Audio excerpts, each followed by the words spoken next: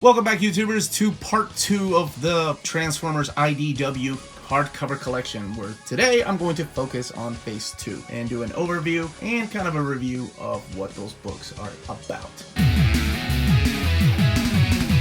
First of all, what I want to say is that you absolutely do not have to read Phase 1 to enjoy Phase 2. It's not a refresh start or anything. It's not like after Crisis on Infinite Earths, the universe gets rehaul. Nothing like that. But it's a fresh take on our favorite Cybertronians. So all you need to know about Phase 1 is that there has been a huge war for millions of years between Decepticons and Autobots, and now that war is over, so let's see what Phase 2 is about. I did a side comparison before between the hardcovers, so I don't need to do that. And what you do need to know is that these are a little bit slimmer for the same price. For example, Book 1 only collects 12 issues as opposed to the previous Phase 1 books.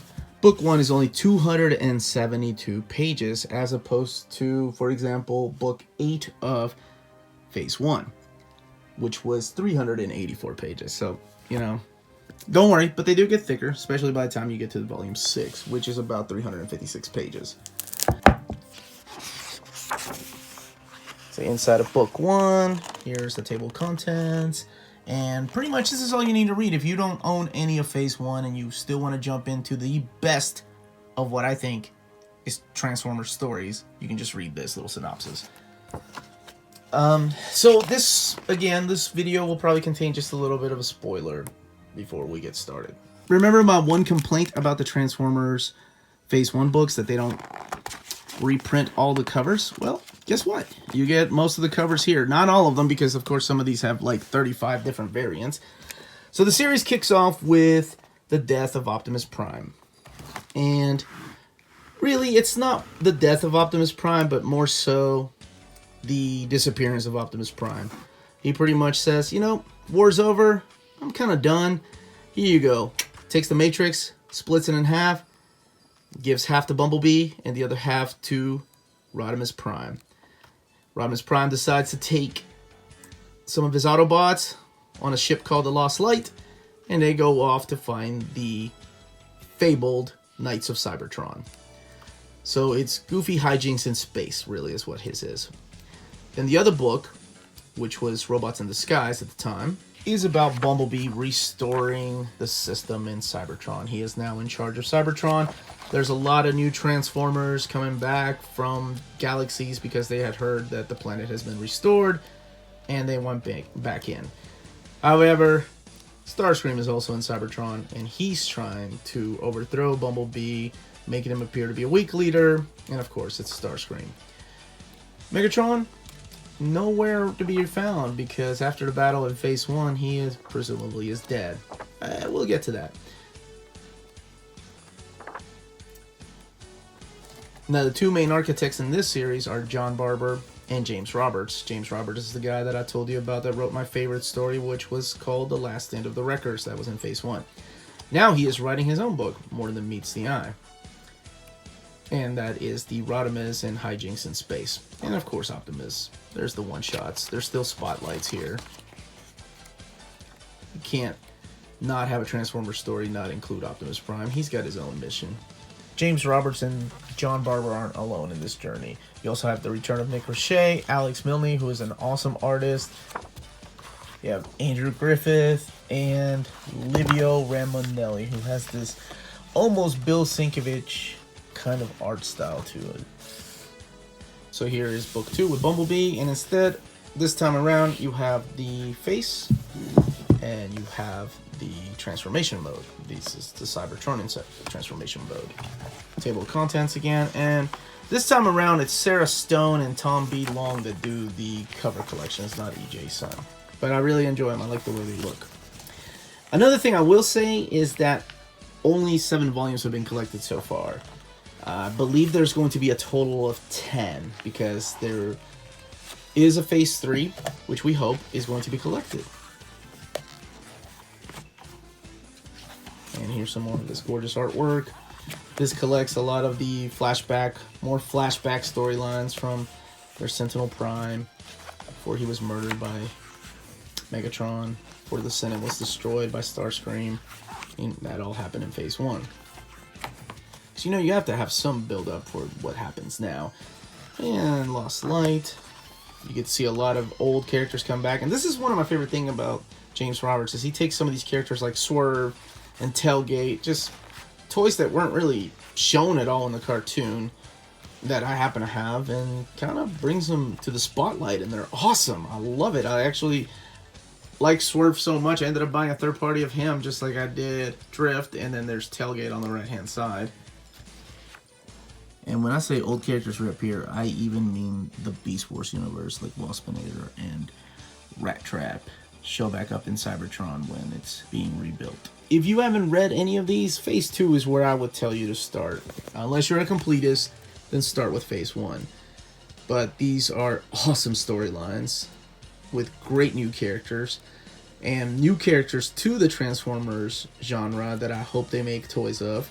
Then you have the return of old characters that you kind of thought were dead, or something was going on with them, or maybe the writers or editors just forgot about them, but they show back up. Here is book 3 with Rodimus Prime on the cover.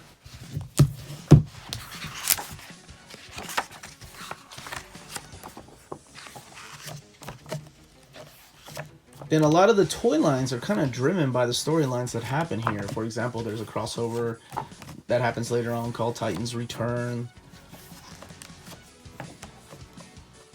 There was a crossover called the Combiner Wars. And speaking of Combiner Wars and Titans Return, those big crossovers, I feel like that's what particularly James Roberts does so damn well, is he lays the foundation so early, giving you small hints of what things are to come that they don't pay out until later on. So there's still some things that he put in book 1 and book 2 of More Than Meets the Eye that I feel like I have no idea what he's talking about.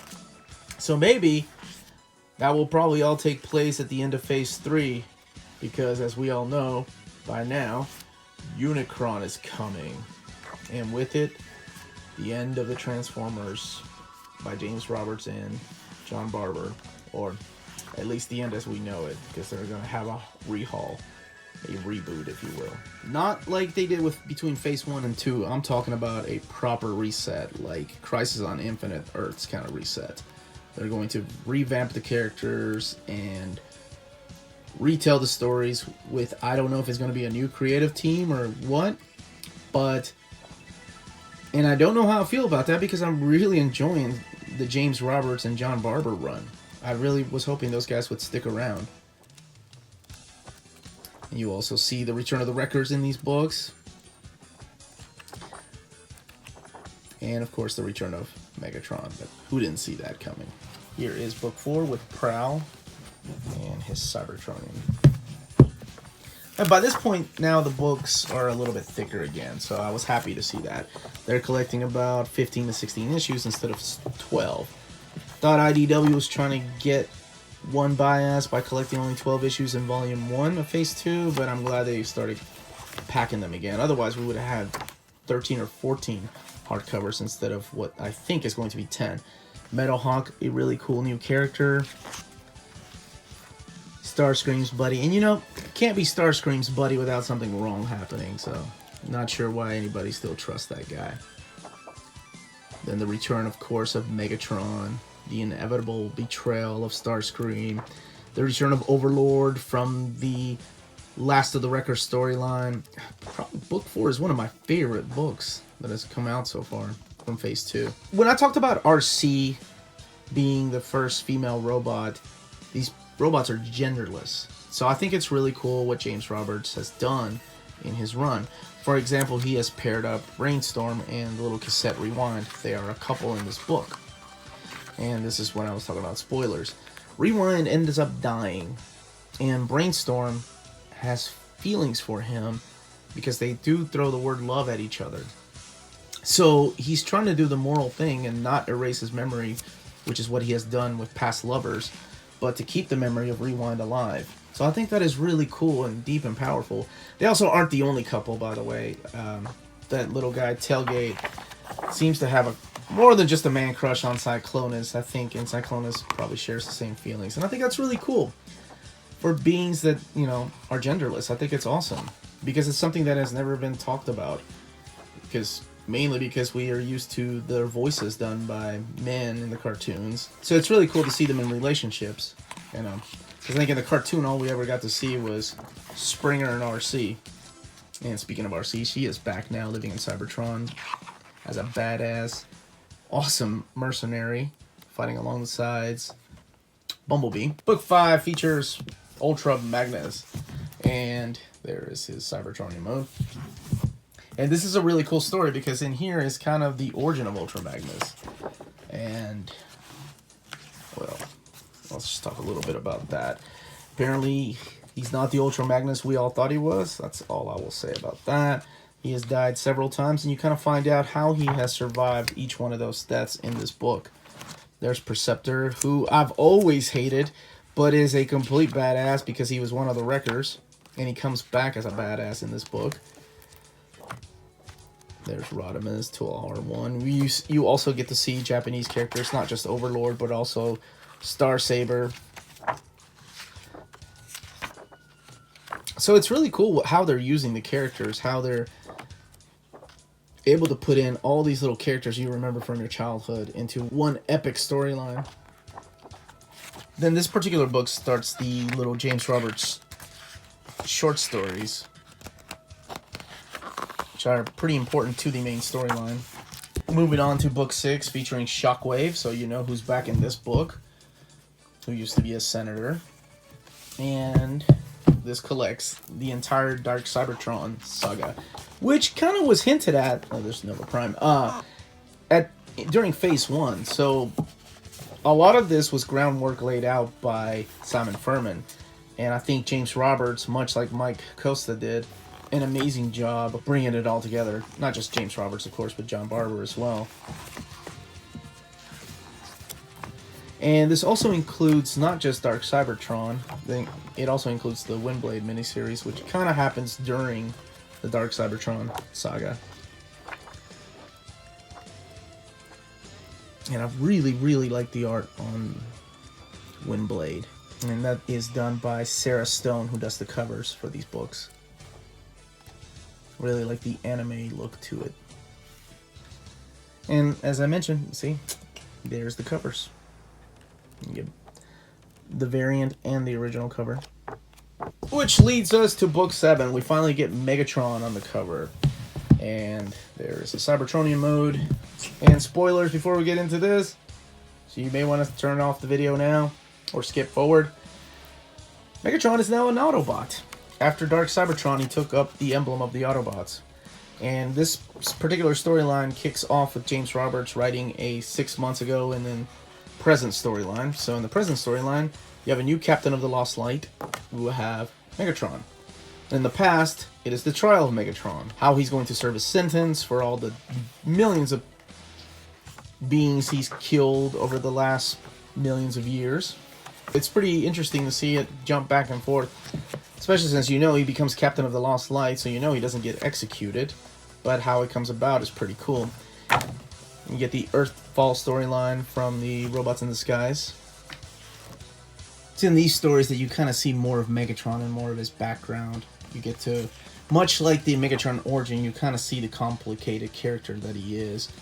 Not the one-dimensional bad guy that he was like during the All Hail Megatron storyline. He's such a more complex character than that. But like I said, I did enjoy All Hail Megatron.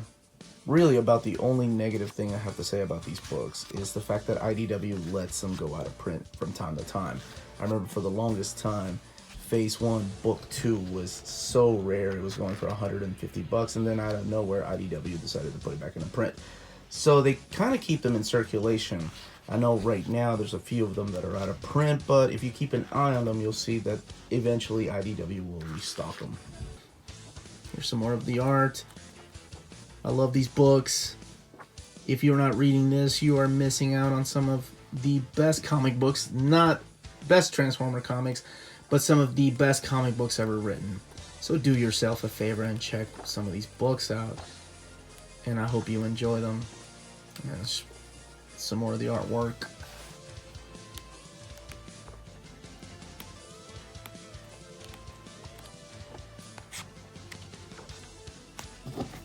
there you have it. That is my overview and quick review of what Phase 2 was about. These are the hardcover editions by IDW again. They are wonderful books. They're also at a $50 price range. I hope you enjoyed what you saw in here, some of the artwork or some of the content that's in here. If you want to try out any of these books, or for that matter, the previous books that I did a review on, the Phase 1, I'll add some notes on the video with links to where you can purchase them. This is the perfect reading order. It doesn't get better than this, I think. Like I said before, this is only the first 7 volumes. We'll have future volumes coming out with a predicted 10 volume set, and then of course a Phase 3. I hope we get a Phase 3 hardcovers because they are wonderful, and I love collecting these, and I love having these on my shelf. There are trade paperbacks available of these, just like Phase 1, so if you want to find a cheaper way to read them, you can do that, or read them through Comixology to give them a shot. Thank you very much for watching and for letting me share my love of Transformer comics and why they're so awesome to me. If you've enjoyed this video, please don't forget to hit the like button. If this is your first time watching the channel and you enjoy the content, please don't forget to subscribe. Thank you very much, and don't forget to watch our weekly show, which comes out every Thursday, where we talk about anime, movies, manga, video games, comic books, and Transformers, of course. Have a great day. Till all are one.